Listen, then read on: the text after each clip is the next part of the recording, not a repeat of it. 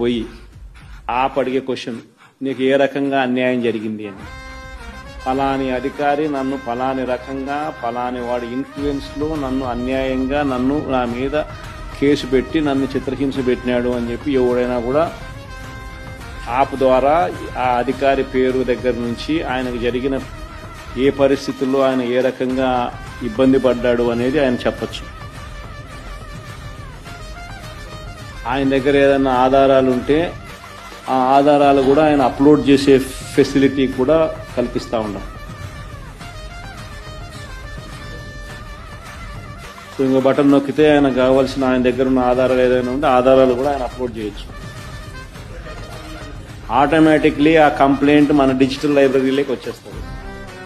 ఆ యాప్ ద్వారా మన డిజిటల్ లైబ్రరీ మన దగ్గర ఉన్న మన సర్వర్లలోకి మన డిజిటల్ లైబ్రరీలోకి వచ్చేస్తుంది. రేపొద్దున మనం ముఖ్యమంత్రి అయిన తర్వాత ఆ డిజిటల్ లైబ్రరీ మనం ఓపెన్ చేస్తాం. రేపొద్దున ఎవరికి రాష్ట్రంలో ఏ కార్యకర్తకైనా ఎవరికైనా కూడా ఎటువంటి అన్యాయం జరిగినా ఏ అధికారి వల్ల అన్యాయం జరిగినా